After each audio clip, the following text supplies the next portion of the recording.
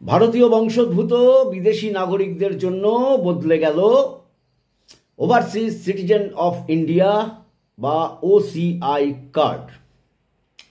নমস্কার, আমি অ্যাডভোকেট কুমার ল সিম্পলিফাইড চ্যানেলে আপনাকে স্বাগত জানাই। আজকের ভিডিওতে আমরা আলোচনা করব কি পরিবর্তন হয়েছে, কার উপর প্রযোজ্য হবে এবং এর ফলে কি কি ঝুঁকি তৈরি হতে পারে।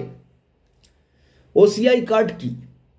ওসিআই কার্ড ভারতীয় বংশোদ্ভূত বিদেশি নাগরিকদের জন্য একটি পরিচয়পত্র, যা আজীবন ভিসা মুক্তভাবে ভারতে আসা এবং দীর্ঘ সময় থাকা সম্ভব করে। 2005 সালের আগে অগাস্টে এই প্রকল্প চালু হয়। যোগ্যতা কি ছিল? যারা 26শে জানুয়ারি 2050 বা তার পরে ভারতের নাগরিক ছিলেন বা নাগরিক হওয়ার যোগ্য ছিলেন, তাদের বংশধরেরা আবেদন করতে পারবেন। ব্যতিক্রম পাকিস্তান ও বাংলাদেশের নাগরিকরা এই সুবিধা পান না। তাদেরকে সিএএ অথবা এলটিভির মাধ্যমে ধীরে ধীরে স্টেপ বাই স্টেপ ভারতের নাগরিকত্বের দিকে এগোতে হয়। নতুন নিয়ম কি বলছে? স্বরাষ্ট্র মন্ত্রকের বিজ্ঞপ্তি অনুযায়ী যদি কেউ 7 বছর বা তার বেশি কারাদণ্ডযোগ্য অপরাধে অভিযুক্ত হন, তাহলে ওসিআই বাতিল হতে পারে। 2, যদি কেউ কমপক্ষে 2 বছরের কারাদণ্ডে দণ্ডিত হন, তাহলেও ওসিআই বাতিল হতে পারে। ওসিআই বাতিল হলে আজীবন ভিসামুক্তভাবে ভারতে আসার সুযোগ হারিয়ে যাবে। আইনগত ভিত্তি: এই ক্ষমতা এসেছে সিটিজেনশিপ অ্যাক্ট 1955-এর 7D ধারা থেকে। এর মাধ্যমে কেন্দ্র সরকার ওসিআই কার্ডধারীদের নিবন্ধন বাতিল করতে পারে যদি তারা এই নতুন শর্ত ভঙ্গ করে। তাহলে কি কি শর্ত আরেকবার বলে দিই। 1 নম্বর, যদি কেউ 7 বছর বা তার বেশি কারাদণ্ডযোগ্য অপরাধে অভিযুক্ত হন, তাহলে তার ওসিআই বাতিল হতে পারে। 2 নম্বর, যদি কেউ কমপক্ষে 2 বছরের কারাদণ্ড দণ্ডিত হন, তাহলেও ওসিআই বাতিল হতে পারে। 3 নম্বর, ওসিআই বাতিল হলে আজীবন ভিসামুক্তভাবে ভারতে আসার সুযোগ হারিয়ে যাবে। পরিষ্কার আইনগত ভিত্তি বলে দিয়েছি। আইনগত ভিত্তিটা একবার বলে দিই। এই ক্ষমতা এসেছে সিটিজেনশিপ অ্যাক্ট 1955-এর 7D ধারা থেকে। এর মাধ্যমে কেন্দ্র সরকার ওসিআই কার্ডধারীদের নিবন্ধন বাতিল করতে পারে যদি তারা এই নতুন শর্ত ভঙ্গ করেন। পুরনো নিয়মের সঙ্গে পার্থক্য: আগে মূলত সন্ত্রাসবাদ, দেশবিরোধী কার্যকলাপ বা জাতীয় নিরাপত্তার হুমকি থাকলে ওসিআই বাতিল হতো।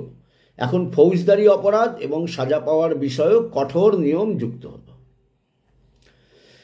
এর প্রভাব: যারা বিদেশে থাকেন কিন্তু ওসিআই ব্যবহার করে ভারতে আসেন, তাদের জন্য সতর্কবার্তা।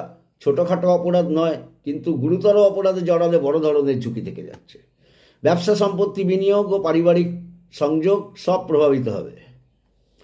বাস্তব উদাহরণ: বিদেশে থাকা কোনো ভারতীয় বংশোদ্ভূত যদি প্রতারণা মামলায় 2 বছরের জেল পান, তাহলে ওসিআই বাতিল হতে পারে।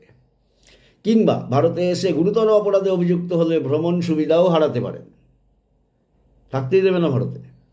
পরামর্শ: ওসিআই কার্ডধারীরা ভ্রমণের সময় ও ভারতে থাকাকালীন আইন মেনে চলুন। আইনকে হাতে দেবেন না, আইনকে হালকাভাবে নেবেন না। গুরুতর অপরাধে অভিযোগ বা মামলা এড়িয়ে চলুন। যদি কোনো মামলায় জড়িয়ে পড়েন, সঙ্গে সঙ্গে আইনজীবীর সাহায্য নিন। দেখুন, ওসিআই কার্ড ভারতীয় বংশোদ্ভূতদের জন্য, যাদের পূর্বপুরুষরা ভারতীয় ছিলেন কিন্তু তারা হয়তো কর্মসূত্রে কখনো বাইরে চলে গেছিলেন, ওখানেই সন্তান জন্ম হয়, তারা জীবন কোনো দিন ইন্ডিয়াতে আসেইনি, কিন্তু তাদের জন্য ভারত সরকার ওসিআই এর ব্যবস্থা রেখেছে। যদি তিনি ক্রাইমের জগতের লোক না হন, ভালো ভদ্রলোক হলে তাকে ওসিআই এর ব্যবস্থা আছে। আপনি ফ্রি অফ কস্টে যাতায়াত করতে পারবেন সারা জীবন ভারতবর্ষে। আর কৃষি জমি ছাড়া অন্যান্য সম্পত্তি কিনতে পারবেন, এসবও ব্যাপার স্যাপার আছে। তাই এই কার্ড বজায় রাখতে আইন মেনে চলা এবং নতুন নিয়ম সম্পর্কে সচেতন থাকা খুবই জরুরি।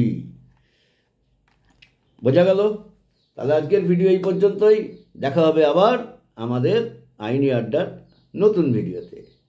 ভালো থাকবেন, সুস্থ থাকবেন, সতর্ক থাকবেন, আর ভয়কে জয় করুন। সিএএ এলটিভি অ্যাপ্লাই করুন।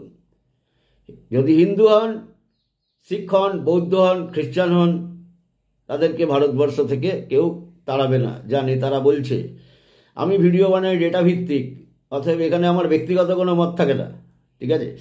তো এই ডেটাগুলো R&D করে বার করা হয় এবং সেখান থেকে যেটা পাই আপনাদের সাথে শেয়ার করি। তো আজকে এই পর্যন্তই। জয় হিন্দ, জয় শ্রীরাম, নমস্কার।